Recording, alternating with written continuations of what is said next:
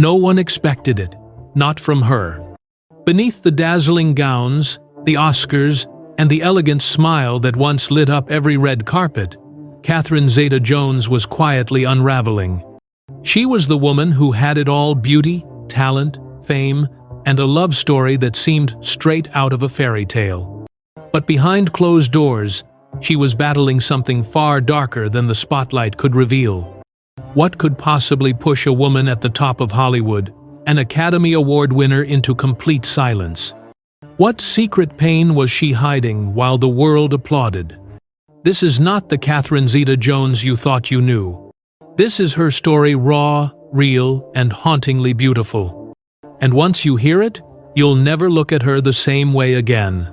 Before the glitz and glamour, before Hollywood ever knew her name, Catherine was just a little girl in the small, rainy town of Swansea, Wales. Born into a modest working-class family, Catherine's early years were a world away from the red carpets she would later dominate. Her father, David, ran a small candy factory. Her mother, Patricia, was a seamstress. Money was tight, dreams were luxuries. But even then, little Catherine had something that couldn't be taught: a presence. She would dance in the living room, recite lines from movies, and insist on being the center of every gathering, not out of arrogance, but survival. Because in that house, being seen meant not being forgotten. She battled severe bronchial issues as a child, so intense that doctors feared she wouldn't be able to live a normal life. Catherine spent weeks confined indoors while other kids played outside, her small body racked with coughing fits, and a feeling of being different began to set in. It was during these long days of isolation that she discovered old films and musicals: Fred Astaire, Elizabeth Taylor, Rita Hayworth. They became her escape, her imaginary friends, her hope. But reality was never far. At school, her peers bullied her for her peculiar name, her dark hair, and her odd accent. "Zeta-Jones," they'd snicker. "What kind of name is that?" She felt like an outsider in her own country. At age 9, things shifted. Her parents, sensing something special in her, made a bold sacrifice. They pulled together every spare penny they had to enroll her in a local performing arts school. It was a decision that would shape the rest of her life. But it also meant pressure, immense pressure. Catherine once said, "I felt like if I failed, I'd be wasting everything my parents gave up for me." That's a lot for a kid to carry. And carry it, she did. By the time she was 12, she was already working, performing in theater productions to help support her family. While her classmates were enjoying childhood, Catherine was memorizing scripts, enduring long rehearsals, and being critiqued by adults in casting rooms who saw her as a product more than a person. She missed birthdays, she missed dances, she missed being a child, but she never complained. Because deep down, Catherine knew something few did: pain could be transformed into performance. And that lonely little girl in Swansea would soon set out to conquer a world that never expected her to survive. At 15, Catherine Zeta-Jones was already dancing on West End stages in London. The lights were bright, the applause intoxicating. But few knew the truth. She was still a teenager, sleeping in cramped backstage dressing rooms, eating whatever she could afford, and battling a loneliness that clung to her like a second skin. She had left home too early, not out of rebellion, but necessity. Her dreams had outgrown her small town. But London wasn't kind. Auditions were brutal. Casting agents overlooked her. Rejection came in waves. She failed her first major audition, then failed again, then again, then again. Producers called her too pretty to be serious, or not quite British enough. It was a double-edged sword. Her beauty opened doors, but it also made people assume she had nothing deeper to offer. To survive, she took any role she could find: chorus girl, backup dancer, even stand-in. Every gig was a lesson in humility. Behind every smile she flashed on stage, there was a young woman clinging desperately to the hope that she wasn't wasting her life. Then came 42nd Street, a hit musical in the West End. Catherine was just the second understudy. But when the lead fell ill, and then the first understudy broke her ankle, fate called Catherine's name. That night, she stepped into the spotlight. And the audience? They couldn't believe what they saw. Her voice, her grace, her control. Critics raved. Overnight, she went from anonymous dancer to rising star. But even that moment of glory came with a shadow. Backstage, jealous cast members whispered about her luck. Some crew members mocked her thick Welsh accent. Catherine, it seemed, would always have to prove that she belonged. Hollywood took notice, but it didn't embrace her immediately.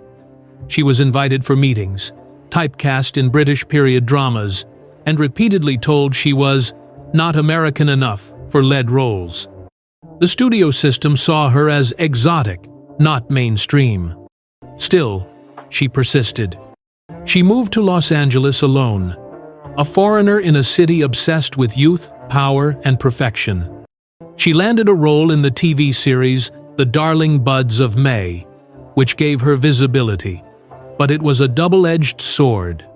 Audiences adored her, yet directors boxed her in. Sweet, harmless, pretty. Catherine felt trapped in a role that wasn't hers. "I wasn't looking to be the pretty girl," she later said. "I wanted to be dangerous. I wanted to bleed on screen." That chance came with The Mask of Zorro in 1998.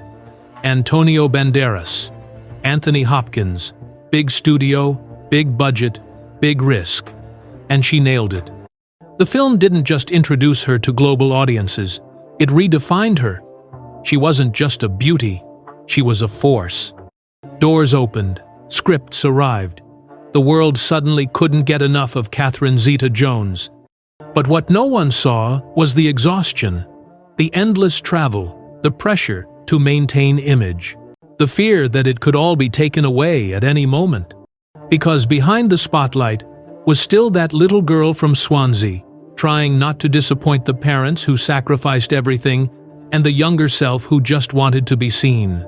She had climbed high, but the air at the top was thinner than she imagined and far colder.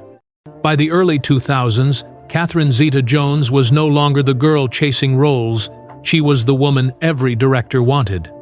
She had it all: an Oscar-winning performance in Chicago, a critically acclaimed role in Traffic, and a marriage to Michael Douglas Hollywood royalty.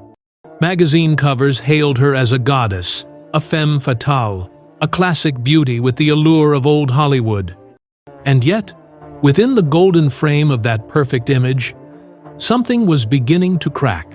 She won the Academy Award for Best Supporting Actress in 2003. Dressed in a flowing gown, pregnant and glowing, she thanked her family and the film industry. The cameras zoomed in on her radiant smile, a woman at the peak of power. But even in that moment, few knew she had nearly pulled out of the film because of crippling anxiety. The world saw effortless glamour. Catherine felt paralyzing pressure. Every script she chose had to outshine the last. Every red carpet appearance was judged.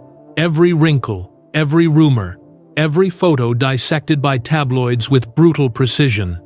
Behind closed doors, Catherine began to struggle with the psychological cost of perfection. The demands of fame, the responsibilities of motherhood, and the constant scrutiny over her age and appearance were eating away at her. She once said, "People think success makes you stronger. Sometimes it just makes you more afraid of falling." Her marriage to Michael Douglas became a global obsession. He was 25 years older and battling throat cancer. Catherine supported him through chemotherapy, red carpets, and hospital beds.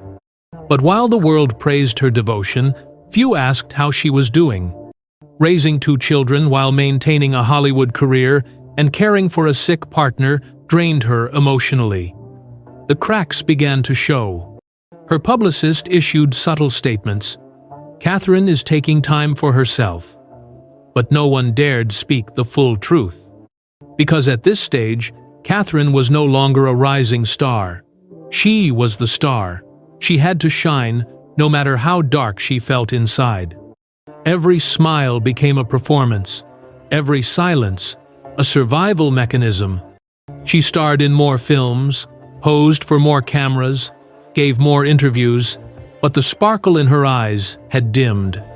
Fans began to wonder, where had the fire gone? The truth was brutal. She was exhausted. And for the first time, she felt like a prisoner of the very fame she had fought so hard to earn. At home, the atmosphere was tense. Rumors of separation with Douglas swirled. Catherine remained tight-lipped, but her eyes, always expressive, began to betray her. She had everything, the headlines screamed. But nobody asked, at what cost? Her roles became less frequent, not because she lacked offers, but because she no longer recognized herself in the mirror. The industry wanted her youthful, flawless, obedient. Catherine wanted to breathe. She had reached the top of the mountain. But instead of peace, she found a storm. Because success in Hollywood wasn't about arrival, it was about endurance. And even at the height of it all, she had everything except peace. In 2011, the headlines changed. They no longer praised her elegance. They no longer admired her poise.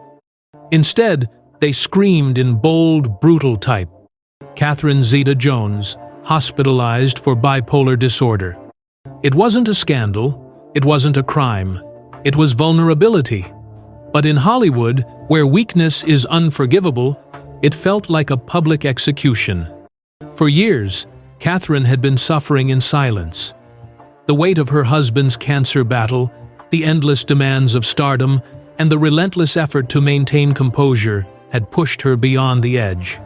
She had tried to smile through it, to keep working, to keep mothering, to keep performing. But her mind, as precise and poised as her performances, had finally cried out for help. She was diagnosed with bipolar II disorder, a mental health condition marked by intense mood swings, depressive lows, and emotional instability. For someone who had built a career on control and grace, this diagnosis felt like a betrayal. She checked herself into a mental health facility, quietly, courageously. But nothing stays quiet in Hollywood. Paparazzi swarmed. Headlines mocked. Online forums debated whether she was fit to return to the screen. Some called her dramatic, others called her dangerous. And through it all, Catherine remained mostly silent. In one rare interview, she confessed, "This is a disorder that affects millions. I'm just one of them. But because of who I am, it became a headline. That hurt. Not for me, but for every person reading it who was afraid to get help because of the shame." Behind closed doors, her marriage cracked under the strain. In 2013, she and Michael Douglas announced a temporary separation. The media pounced. It wasn't just a breakup. It was entertainment. Catherine, once the image of elegance, was now branded unstable, difficult, even fragile. Offers dried up. Studios hesitated. Directors questioned her reliability. The very industry she had poured herself into body, soul, and sanity began turning its back. Friends said she rarely left the house, that she cried often, that she couldn't sleep, that she felt like a ghost in her own life. She had spent decades becoming everything Hollywood wanted, and when she needed understanding, the town offered her shame. One former colleague said, "Catherine's strength was always her silence. She endured. But even she had a limit." And yet, through this darkness, something unexpected happened. Her children, Dylan and Carice, became her anchor. Not her career, not the spotlight, not even the applause, but two small hands holding hers at breakfast. She began therapy. She returned to treatment. She opened up slowly, painfully about her illness. Not for attention, but for liberation. Her marriage, too, began to heal. She and Michael reunited, not out of image control, but out of shared battle scars. They had both seen the worst of each other and stayed. Catherine once said, "It's easy to love someone on the red carpet. Try loving them when they're on the bathroom floor at 2 a.m." But the industry never truly forgave her for breaking the illusion. Her roles remained scarce, her red carpet appearances more selective, her interviews guarded. And yet, in those rare moments when she did return, something had changed. The sparkle in her eyes wasn't about glamour anymore. It was survival. Because Catherine Zeta-Jones had learned what most in Hollywood never do, that the true cost of fame, Catherine Zeta-Jones didn't come back to Hollywood. She came back to herself. After years of navigating fame, illness, and silence, Catherine chose something most stars fear more than failure: a quiet life. She moved with her family to a private estate outside New York. No paparazzi, no premieres, no red carpets, just peace. The kind of peace she had chased her entire career, and only now understood. She began tending to gardens, studying interior design, and creating a luxury lifestyle brand on her own terms. Not to impress, but to express. And for the first time in years, Catherine smiled, not for the camera, but for herself. Her relationship with her children deepened. She became not just a mother, but a mentor, a protector, a living example of resilience. "I don't want them to see me as perfect," she once said. "I want them to see me as someone who kept going." Her marriage, too, took on new life, not defined by tabloids or public appearances, but by late-night conversations, shared grief, and rediscovered joy. She and Michael Douglas now speak of each other not as power couple partners, but as survivors of fame, of illness, of the storm. Spiritually, she softened. Philosophically, she hardened. Catherine no longer chased relevance. She chased authenticity. She opened up about her bipolar disorder, not with shame, but with pride, reminding people that mental illness is not a weakness, but a reality. "I have it, I live with it, and I'm not ashamed," she declared in an interview that inspired millions. In rare acting appearances, she began choosing roles that reflected her new values: flawed women, broken characters, deep stories. No longer the femme fatale. Now, the truth teller. She became an advocate for mental health awareness, especially within the entertainment industry. Not by giving speeches, but by simply existing. Open, unfiltered, unapologetic. For Catherine, Rebirth wasn't a comeback. It was release. From expectations. From illusions. From the burden of being someone she never truly was. And in that surrender, she found something even greater than fame. She found herself. Years ago, a little girl in Swansea sat by a window, coughing through the cold, dreaming of a world that might one day hear her voice. Today, that voice has echoed across the world, not just through her films, but through her silence, her strength, her survival. Catherine Zeta-Jones didn't just conquer Hollywood. She endured it. She faced the applause and the absence, the lights and the loneliness, the fame and the fall, and still stood up, scarred but unbroken. And maybe that's what makes her story so unforgettable. Because behind the velvet gowns and golden trophies was a woman asking the same question we all do: am I enough when I'm no longer perfect? Her journey reminds us that tragedy doesn't always come with screams or spectacle. Sometimes it comes quietly behind smiles, behind beauty, behind the life everyone envies. But within that silence, there is power. There is truth. There is Catherine. So if this story touched you even just a little, take a moment. Pause. Breathe. And maybe leave a small comment for the girl who once thought no one would hear her. Because now, we do.